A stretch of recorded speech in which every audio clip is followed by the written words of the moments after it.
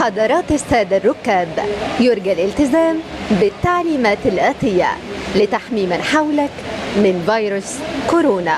المحطة القادمة محطة الدمرداش، سيتم فتح الأبواب جهة اليسار. عفوا، لقد نفذ رصيدكم. الرقم الذي طلبت ربما يكون مغلقا أو غير متاح. بالرجاء إعادة محاولة الاتصال مرة أخرى. هايل جدا جدا يا استاذه منى، احنا منورانا هنا واحنا مبسوطين جدا باللقاء معاكي، بس عايزين نتكلم عن جت ازاي الفكره نفسها بتاعت ان انا الصوت ده التون ده همشي مع الكلمات دي فيطلع لي منى بقى اللي الناس بتحبها وقلب الدنيا على السوشيال ميديا. والله يا هاني، هو الموضوع بدأ ان انا من 2012 كنت شغاله مراسله تلفزيون، فكنا بنستخدم الفويس اوفر او التعليق الصوتي في التقارير التلفزيونيه.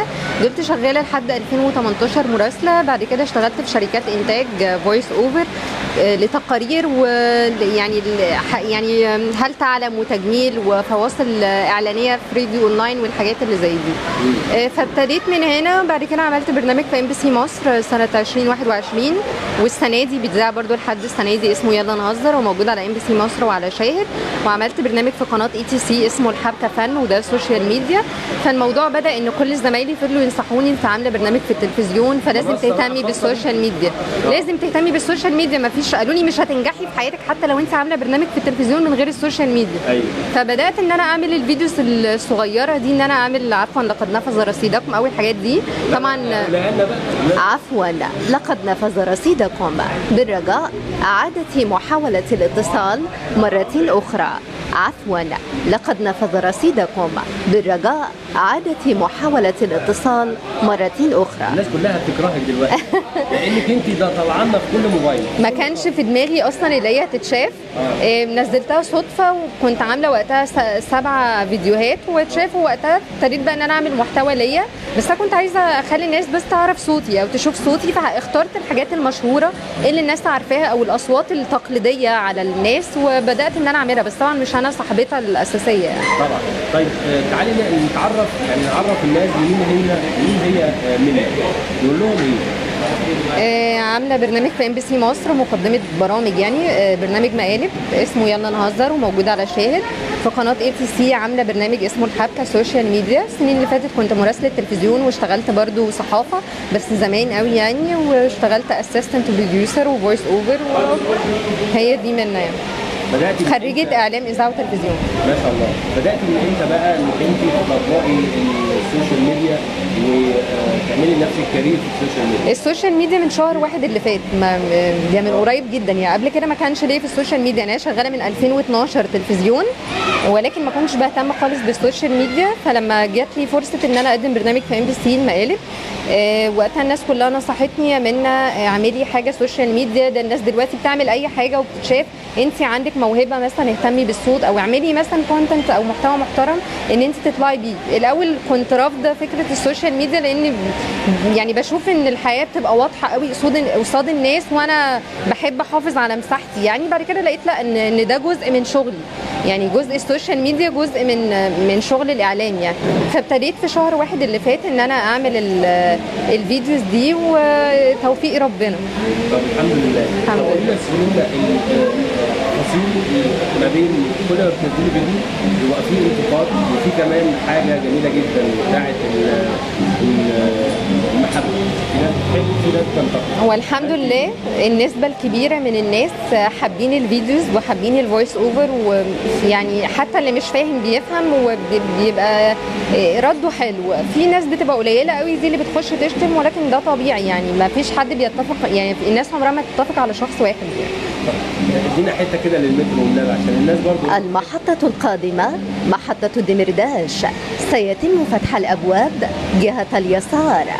حضرات السادة الركاب، يرجى الالتزام بالتعليمات الآتية لتحمي من حولك من فيروس كورونا. بالرجاء عدم الاتكاء على الأبواب حفاظا على سلامتكم. ايه الموقف بقى اللي تعرضتي له في البيت او بينك وبين اصحاب، ان في حد بيتصل بيك وهو مصر انك انت بتاعه التليفونات، مامتي كانت لما انا ببقى في الشغل لو اي شركه اتصلت بيها، يعني في شركات بتتصل بيبقى رد آلي اللي هو صوت فويس اوفر زي ده، اول ما ترفع السماعه تلاقي صوت كده. فماما كانت بتفتكر ان انا كانت بتقعد تتخانق معاهم في التليفون، بس يا من عيب، ولما ارجع اقول لها مش انا والله، بتبقى شركات عاديه فعلا.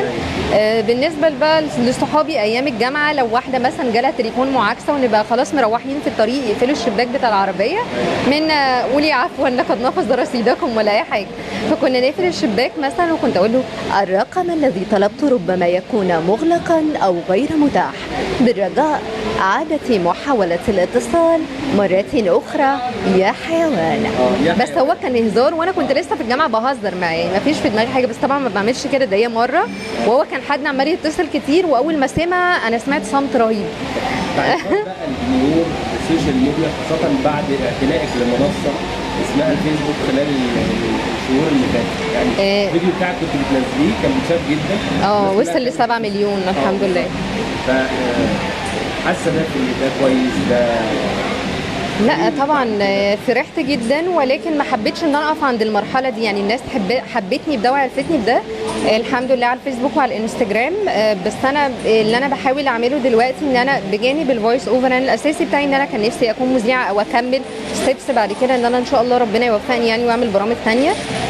فاللي انا بعمله دلوقتي بجيب قصص وحكايات بحكيها في فيديوز على هيئه بقدم معلومه كاخبار مثلا، ان انا اقدمها بس على هيئه معلومه تكون بشكل لايت وبشكل خفيف، وفي نفس الوقت ناويه بقى اطور موضوع الفويس اوفر، ولو ان انا هقدم حاجه قدام ثانيه تكون يعني ليها علاقه برضو بمجال الفويس اوفر، فناويه ان انا اقدم مثلا عالم الحيوان، الحاجات اللي زي دي. اكتر حاجه بتحبيها في اللون ده ايه؟ يعني في ان هو مميز الجمهور حبه، بعد كده ايه الجديد؟ ما انا بقول لك انا ناويه ان شاء الله الفتره الجايه اخش بقى في طريق عالم الحيوان والحاجات اللي زي دي، اتكلم عن الحيوانات اللي مش موجوده في العالم، اللي هي ضعيفه قوي، اللي هي مش منتشره بشكل كبير، اقدم بقى معلومات يعني. ليه دايما بحس انك مش عايزه يتقال عليكي بلوجر؟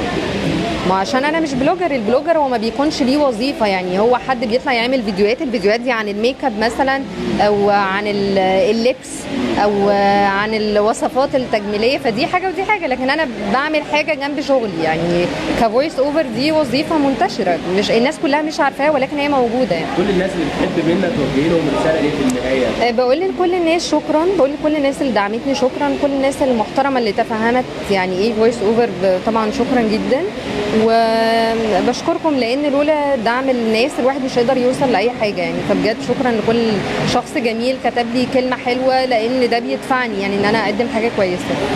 شكرا ليكي يا استاذه منى، دايما كده ان شاء الله في طريق النجاح، في واخده طريق مشقاه ان شاء الله، يعني في السنوات القادمه نرى منك اعلاميه جميله جدا ليها برنامج وتفاصيله تكون دايما كده زي ما بننتظر فيديوهاتك ننتظر برنامج حضرتك. شكرا لكم والى اللقاء مشاهدينا الكرام، شكرا ليك يا استاذه منى. شكرا يا هاني، وشكرا للموقع، وشكرا لكل الناس المحترمه طبعا اللي بتتابعني، والناس طبعا اللي في اللايف، متشكره قوي بجد.